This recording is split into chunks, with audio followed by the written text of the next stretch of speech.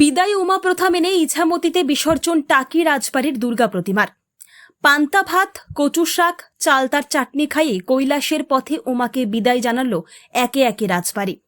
ইছামতিতে দুর্গা প্রতিমা নিরঞ্জন ভারত বাংলাদেশ দুই দেশের শতাব্দী প্রাচীন রেওয়াজ। প্রথা মেনে আজও প্রতিমা নিরঞ্জন হল টাকি রাজবাড়ির। উত্তর চব্বিশ পরগনা জেলার বসিরহাট মহকুমার টাকের উপর দিয়ে দুই বাংলার বুক চিরে বয়ে গেছে ইছামতি নদী। আর এই ইছামতি নদীতেই মূলত দুই দেশের প্রতিমা নিরঞ্জন করা হয়। প্রতিমা নিরঞ্জন দেখতে দুই বাংলার মানুষ বিয়ের জমান ইছামতি নদী পারে। চিরাচরিত প্রথা মেনে আজও শতাব্দী প্রাচীন টাকি রাজবাড়ির প্রতিমা নিরঞ্জন হয়ে আসছে, যার ব্যতিক্রম ঘটেনি এবারও। দশমীর সকালে মা দুর্গাকে প্রথমে বরণ করা হয় এখানে। এরপর ঠাকুর দালানে সিঁদুর খেলায় মেতে ওঠেন রাজবাড়ির মহিলারা। নিয়ম মেনে আজও টাকি রাজবাড়ির প্রতিমা নিরঞ্জনে কোনো যানবাহনের ব্যবহার হয় না। 24 বেয়ারার কাঁধে করে ইছামতির জলের দিকে নিয়ে যাওয়া হয় প্রতিমাকে।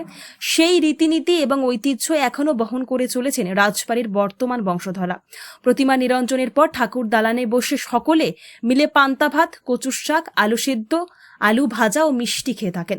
পঞ্জিকা মতেই টাকি রাজবাড়ির প্রতিমা নিরঞ্জন হয় ইছামতিতে। রাজবাড়ির সদস্য শর্মিষ্ঠা ঘোষ বলেন, নিয়ম নিষ্ঠা এবং সমস্ত উপাচার মেনেই পূজা হয়ে আসছে টাকি রাজবাড়িতে। আজ দশমী, উমার বিদায়ের দিন, যার ফলে সকলের মন ভারাক্রান্ত। সকালে মা দুর্গাকে বিধি মেনে পুজো করা হয়েছে। তিনি আরও বলেন, ভোগে মাকে নিবেদন করা হয়েছে পান্তা ভাত ও কচুর শাক। এছাড়াও ভোগ আরতি, যাত্রামঙ্গল পাঠ এবং মায়ের তর্পণ বিসর্জন হয়েছে।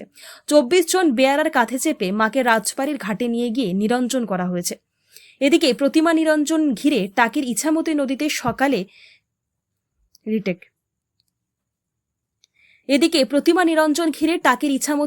সকাল থেকেই তুমুল ব্যস্ততা স্থানীয় পুলিশ প্রশাসনের মধ্যে। চলছে প্রতিবেশী দুই দেশের সীমান্তরক্ষী বাহিনীর কড়া নজরদারিও। ইছামতির মাঝ বরাবর লক্ষণ রেখা টেনে দিয়ে, অর্থাৎ ইছামতিকে নদীবক্ষে জলের মধ্যে দুই বাংলার সীমান্ত নির্ধারণ করা হয়েছে এবং দুই দেশের সীমান্তরক্ষী বাহিনীর নজরদারিতে দুই দেশের প্রতিমা বিসর্জন হয়ে আসছে বছরের পর বছর ধরে, যার অন্যথা হয়নি এবছরও। প্রশাসন সূত্রের খবর, ইছামতিতে দুর্গা প্রতিমা নিরঞ্জন ভারত বাংলাদেশ দুই দেশের শতাব্দী প্রাচীন রেওয়াজ। ভৌগোলিক বিভাজন ভুলিয়ে দিয়ে দুই দেশের মানুষকে এক করে দেয় এই দিনটা। এই নিরঞ্জনকে ঘিরে একেবারে অন্য রকম আবেগ এবং অনুভূতি কাজ করে ভারত বাংলাদেশ দুই দেশের মানুষের। যেহেতু বিসর্জনের সাক্ষী থাকতে বাইরে থেকেও বহু মানুষ আসছেন টাকিতে, সেহেতু বাড়তি সতর্কতা অবলম্বন করা হয় বিএসএফ এবং বিজিবির তরফে। তৎপর থাকেন স্থানীয় পুলিশ প্রশাসনও। প্রশাসন সূত্রে জানা গিয়েছে এপারের প্রতিমা ভারতীয় সীমান্তের মধ্যে বিসর্জন হয়ে থাকে, অন্যদিকে ওপারের প্রতিমা বাংলাদেশ সীমান্তের মধ্যে ভাসানো হয়ে থাকে। চিরাচরিত এই রীতি বজায় রাখতে ইছামতিতে স্পিড বোট করে সীমানা বরাবর চক্কর দেয় দুই দেশের সীমান্তরক্ষী বাহিনীর জওয়ানরা। ইতিমধ্যে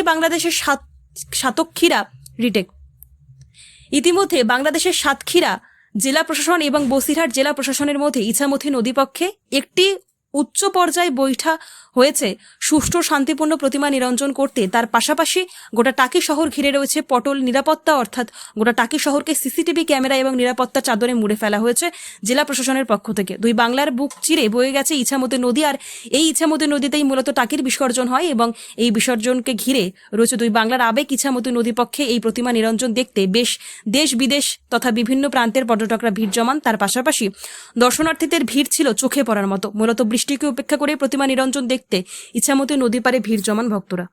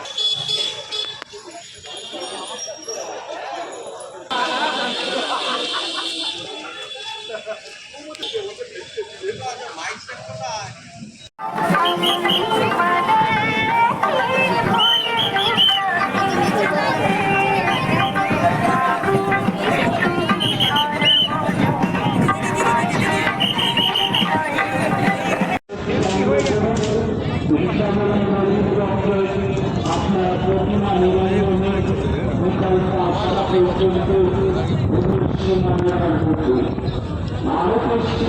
আরো পশ্চিমারে তার মধ্যে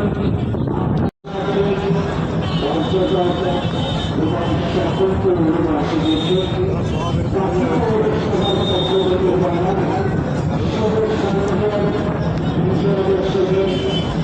শুভেচ্ছা